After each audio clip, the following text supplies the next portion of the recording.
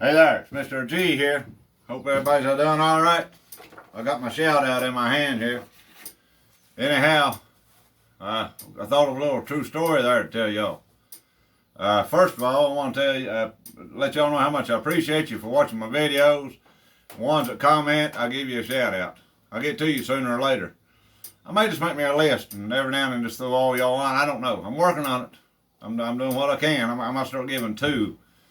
But anyhow, it's a hot one here today. And if you ain't subscribed, hit that subscribe. And like her if you can. Pass her on to your friends. And I really do appreciate all y'all. But let me get on with the story. It's a true story about my dad. This was back in the 40s. He's just a teenager, you know. And he didn't have much. They was raised pretty rough. They lived on cornbread and molasses. That's the truth now. That's it. Anyhow, he got him $3. And he's wanting to go to town so bad he couldn't stand it.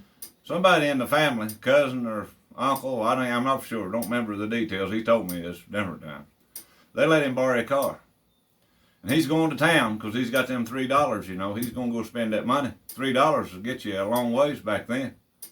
A bottle of Coke was a dime. You could play a song for a nickel on the jukebox.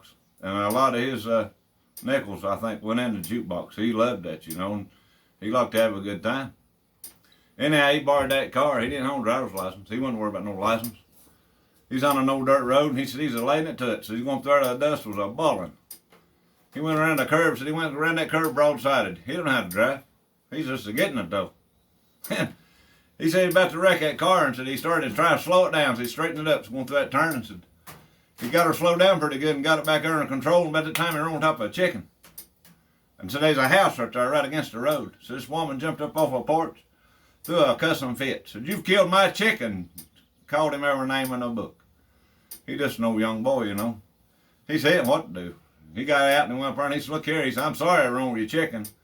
He said, "It was in the road." She said, "Yeah, and you didn't have to come through here driving like a maniac neither." Said, you ain't old enough to drive a car. What do you think you're doing?" He said, "Hey, wait a minute." He said, "I don't want no trouble." He said, "I'll pay you for your chicken." He said at that time you could buy chickens anywhere all day long for 50 cents. No problem. A lot of people give them to you.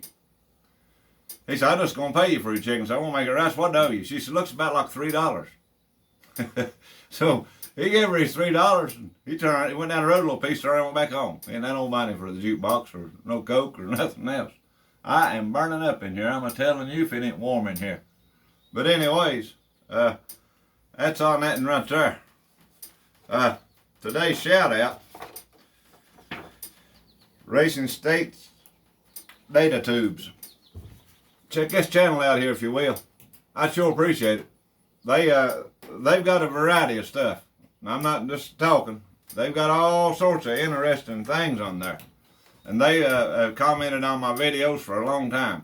And I appreciate them. They give me great support. And I'm sure if you go subscribe to them, they'll return it to you. I like them. I like that channel right there. If you can't, go subscribe to them there. I appreciate it. I've got tongue twisted. I'm so hot in here. I'm about to melt. Yeah, mercy. Anyhow, little boy down there the other day at the back of the Dragons, down to Welcome Center. I pulled in there and he said something about my motorcycle. We struck up a conversation. He said, "You don't haul your woman with you?" I said, "Yeah, sometimes she goes with me." He said, "I haul mine with me about everywhere I go." I said, "That right?" He said, "Yeah." He said, "She's a pretty good one," so she likes to ride. And he said, "She ain't much to look at," he said, "but she's a good passenger." Man, she's coming around the corner of that building. And I said, "Lord, have mercy." I didn't know what to think. He said, "Hello, honey." I started backing up, you know. I said, "Good Lord. I mean, what in the world?" I mean, she wasn't no beauty queen, now I'm here to tell you. She said, "I'll be right back." She went back around the corner. He said, "What do you think about her?" I said, "Buddy, I got to go." He said, "Look here." He said, "I know she ain't nothing to look at." He said, "But if you get you a woman like that, you ain't got to worry about nobody stealing her, taking her from you." And I said, "I guess so." And he said, "That's the reason I take her with me everywhere I go." He said, "She's actually too ugly to kiss goodbye." He said, "But she's a real cook." Think about that right there. If you can like her, pass her on. Subscribe if you ain't, and all that stuff. I got to come around there now. I'm working by myself, and all y'all use is this telephone, and I don't edit. I just roll with it. And I thank y'all. I really do. And we'll catch you later. This has been Mr. G, 1965. Uh-huh.